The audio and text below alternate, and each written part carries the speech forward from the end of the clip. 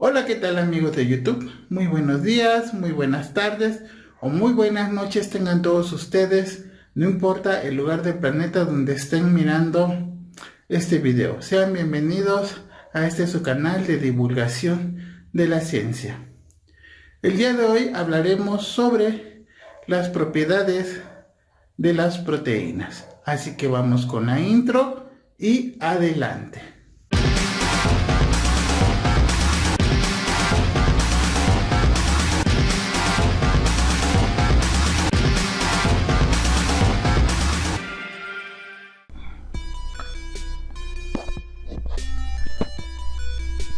Proteínas. Las proteínas son las macromoléculas que se encuentran en más cantidad en las células vivientes. La palabra proteínas viene del griego protos, que significa primero. Poseen gran diversidad de funciones, como por ejemplo transporte, regulación, una función estructural, entre otras. Son el instrumento molecular a través del cual se expresa la información genética. Todas las proteínas, desde las más sencillas hasta las más complejas, están constituidas por el mismo tipo de subunidades, los 20 aminoácidos estándar. Las proteínas están constituidas por cadenas de aminoácidos unidos por un tipo específico de enlace covalente. Este enlace se conoce como el enlace peptídico. De la unión de estos aminoácidos se pueden encontrar proteínas que van a tener funciones de enzima, van a ser hormonas, son anticuerpos, se encuentran en la membrana proteica del ojo, en las plumas, en las telas de las arañas, en los cuernos de los rinocerontes, en las proteínas de la leche y una gran cantidad de moléculas proteicas con distintas actividades biológicas. Las proteínas son imprescindibles para la síntesis de proteínas corporales y otros componentes funcionales. Muy bien, vamos a ver las propiedades de las proteínas. Las propiedades de las proteínas dependerán sobre todo de las radicales o las cadenas laterales R que se encuentran libres y que estas cadenas laterales sobresalgan de la molécula y que puedan tener la posibilidad de reaccionar o interactuar con otras moléculas. El conjunto de aminoácidos de una proteína cuyos radicales poseen la capacidad de unirse a otras moléculas y de interactuar con estas se denomina centro activo, sitio de reconocimiento, dominio o motivo de la proteína. Muy bien, las propiedades de las proteínas las vamos a dividir en cuatro grandes grupos. Tenemos la propiedad de solubilidad, la de desnaturalización y renaturalización. Tenemos la propiedad de especificidad, que va a ser de función y que va a ser de especie. Y tenemos la capacidad amortiguadora. Muy bien, vamos a ver la solubilidad. Las proteínas globulares poseen un elevado tamaño molecular, por lo que al disolverse dan lugar a disoluciones coloidales. La solubilidad de estas moléculas se debe a las radicales R, que al ionizarse establecen puentes de hidrógeno o interacciones iónicas con las moléculas de agua. Así, la proteína queda recubierta de una capa de moléculas de agua que impide que se pueda unir a otras proteínas, lo que provocaría su precipitación. Cuando las proteínas se precipitan, prácticamente ya no pueden llevar a cabo la función para la cual fueron diseñadas o estaban destinadas. La solubilidad va a depender de la concentración de hidrogeniones o pH, de la temperatura a la cual se encuentra la proteína, de la concentración o fuerza iónica. A pesar de ser solubles, la mayoría de las membranas biológicas son impermeables al paso de las proteínas. Por eso es que la membrana celular es una membrana selectiva y para que las proteínas puedan entrar se necesitan de transportadores. Muy bien, aquí tenemos a la proteína que está recubierta por moléculas de agua. Y acuérdense que son las cadenas laterales de los aminoácidos cargados positivamente, cargados negativamente, aquellos polares que no tienen carga, lo que pueden establecer puentes de hidrógeno o interacciones iónicas con la molécula de agua. Cuando una proteína se encuentra rodeada por moléculas de agua, a este fenómeno se le conoce como solvatación. Muy bien, ahora vamos a ver qué es la desnaturalización y la renaturalización de una proteína. La desnaturalización consiste en la pérdida de todas las estructuras de orden superior. Quiere decir que vamos a perder la estructura secundaria, la estructura terciaria y la estructura cuaternaria, quedando la proteína reducida a un polímero con estructura primaria. Como consecuencia del proceso de desnaturalización, ¿qué va a ocurrir? Vamos a tener una disminución drástica de la solubilidad de la proteína, acompañada frecuentemente de la precipitación, pérdida de todas sus funciones biológicas, alteración de sus propiedades hidrodinámicas. Agentes desnaturalizantes. Los vamos a dividir en dos grupos: los agentes físicos y los agentes químicos. Dentro de los agentes físicos tenemos calor. La mayor parte de las proteínas experimentan desnaturalizaciones cuando se calientan entre 50 y 60 grados. Otras se desnaturalizan también cuando se enfrían por debajo de los 10 a 15 grados. Vamos a tener las radiaciones como agentes desnaturalizantes físicos. Ahora bien, los agentes químicos, todos los agentes químicos rompen las interacciones o enlaces presentes en la estructura nativa de la proteína.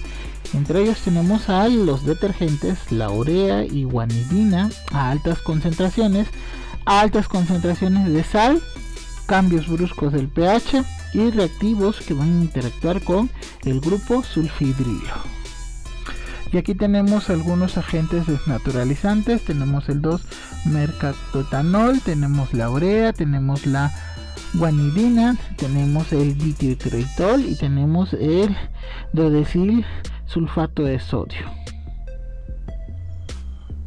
Y aquí tenemos ejemplos. Aquí tenemos un huevo. Cuando lo ponemos a cocer, desnaturalizamos todas las proteínas presentes en la clara. Y una vez que retiramos, y esto se debe a la alta temperatura a la cual sometemos al huevo, cuando nosotros quitamos el huevo del calor, esta clara ya no va a regresar al color que originalmente tenía. Y esto se debe a que se ha desnaturalizado completamente todas las proteínas que aquí se encuentran presentes.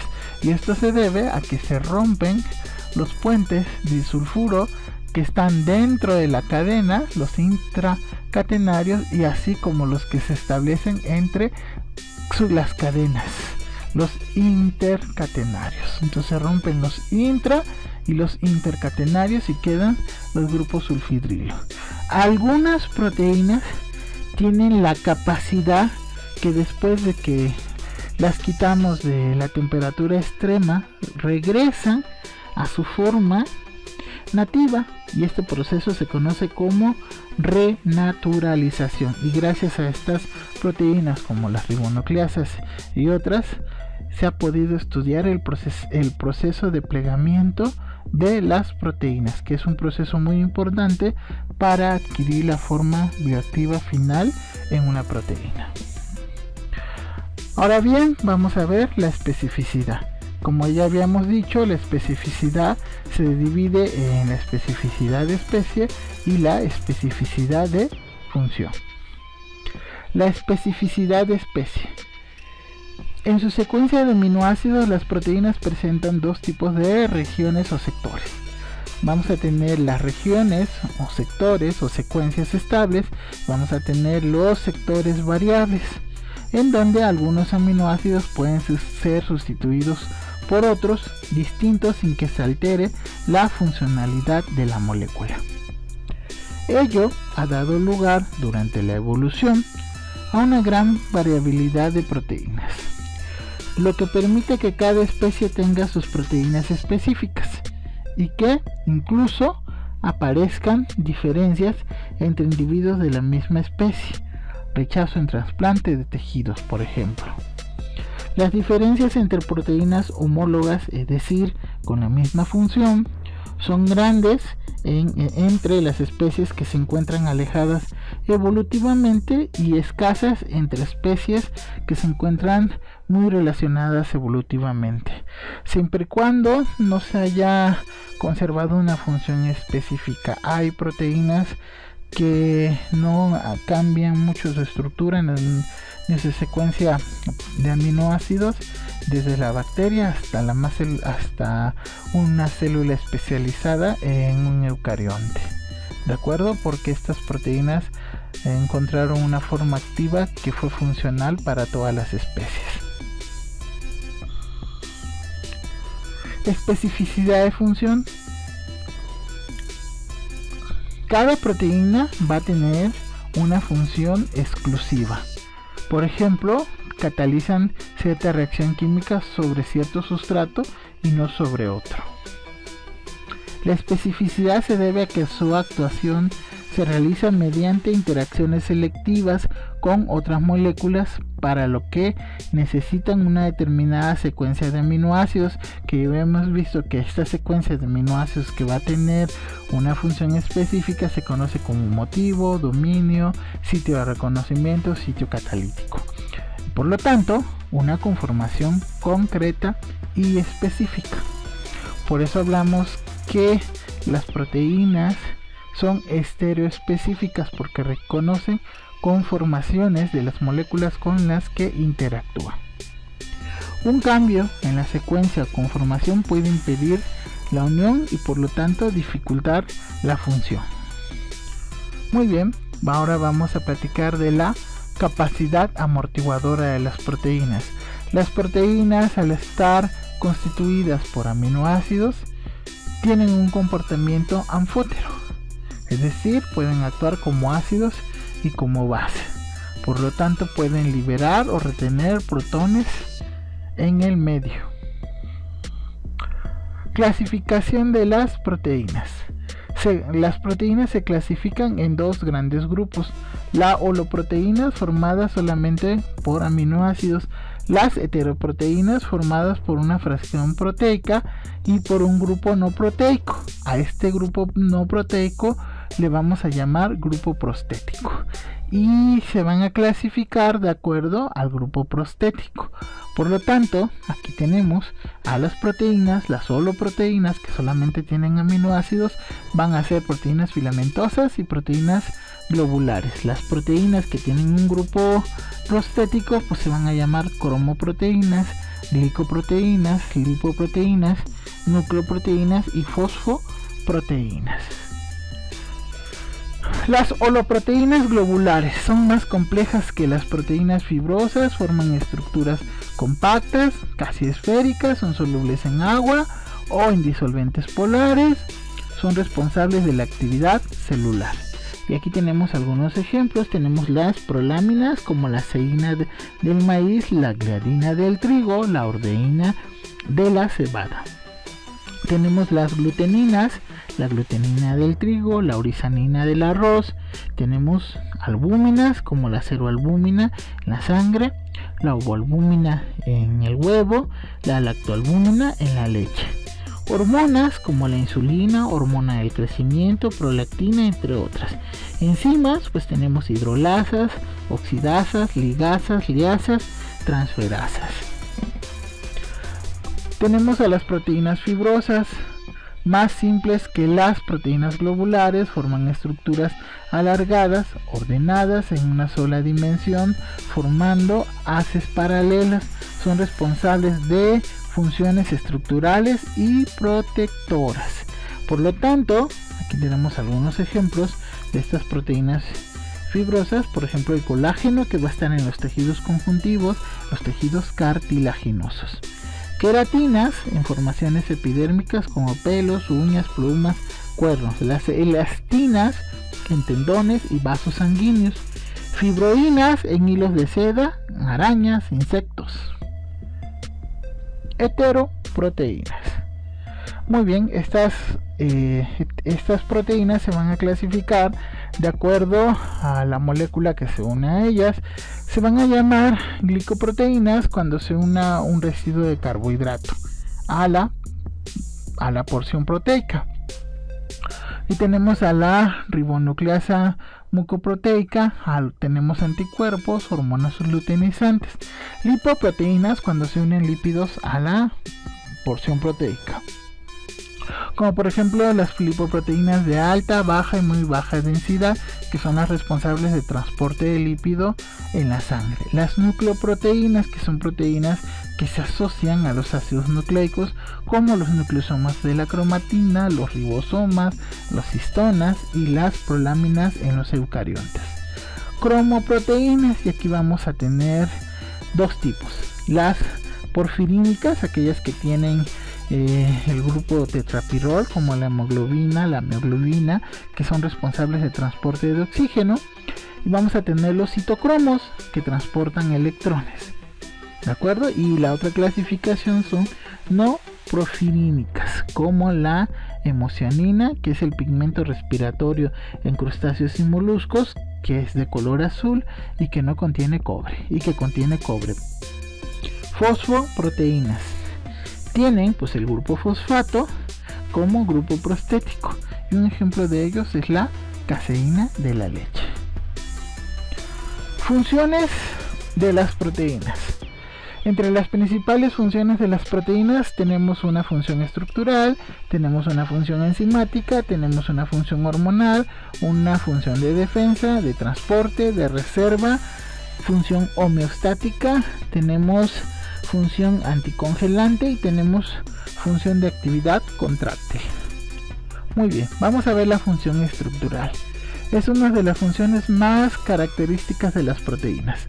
Algunas glicoproteínas forman parte de las membranas celulares y ahí intervienen en el transporte selectivo de iones, por ejemplo la bomba de sodio y potasio. Otras proteínas forman el citoesqueleto de las células, las fibras del uso de los cilios y flagelos. Otras, como las histonas, forman parte de los cromosomas eucariontas. El colágeno, que mantiene unidos los tejidos animales y forma los tendones y la matriz de huesos y cartílagos. La elastina, en el tejido conjuntivo elástico, en los ligamentos, paredes de los vasos sanguíneos. La queratina, que se sintetiza en la epidermis y forma parte de pelos, uñas, escamas en los reptiles, plumas, etc. La fibroína, que forma la seda y las telas de araña. Es una disolución viscosa que solidifica rápidamente al contacto con el aire. Función enzimática es la función más importante. Las enzimas son las proteínas más numerosas y especializadas y actúan como biocatalizadores de las reacciones que constituyen en el metabolismo celular. Se diferencian de los catalizadores no biológicos porque las enzimas son específicas de la reacción que catalizan y de los sustratos que intervienen en ellas. Ya sabemos que cualquier alteración en el reconocimiento de una enzima por sus sustratos puede traer consecuencias fatales para el funcionamiento celular. Hormonal, pues como la insulina, el glucagón, la hormona del crecimiento, que es segregada por la hipófisis, la calcitonina. Defensiva, pues ya conocemos los anticuerpos, la trombina y el fibrinógeno. Transporte. Además de las proteínas transportadoras de las membranas, existen otras proteínas extracelulares que se encargan de transportar sustancias a distintos lugares del organismo. Por ejemplo, la hemoglobina, la hemocianina y la mioglobina del músculo estriado, los citocromos, que transportan electrones en la cadena respiratoria que se lleva a cabo en la mitocondria y en la fase luminosa de la fotosíntesis que se lleva a cabo en los cloroplastos, la ceroalbúmina, que transporta ácidos grasos fármacos y productos tóxicos por la sangre, las lipoproteínas que transportan el colesterol y los triacilglicéridos por la sangre. De reserva, en general las proteínas no se utilizan para la obtención de energía. No obstante, algunas como la ovoalbúmina de la clara del huevo, la caseína de la leche o la gliadina de la semilla de trigo son utilizadas por el embrión en desarrollo como nutrientes. Función homeostática. Las proteínas intracelulares y del medio interno intervienen en el mantenimiento del equilibrio osmótico en coordinación con los amortiguadores fisiológicos. Función contráctil. El movimiento y la locomoción en los organismos unicelulares y pluricelulares dependen de las proteínas contráctiles, la dineína en cilios y flagelos, la actina y miosina responsables de la contracción muscular. Y aquí tenemos esos ejemplos. Tenemos la actina y la miosina. Y finalmente tenemos la función anticongelante, que esta la vamos a encontrar presentes, es las proteínas que tienen a cabo esta función en el citoplasma de ciertos peces que se encuentran en la Antártica. Muy bien, pues con esto damos por terminado el video del día de hoy. Muchas gracias por su atención. No olvides dejar tu comentario, suscribirte al canal y nos vemos hasta la próxima. Muchas gracias por su atención.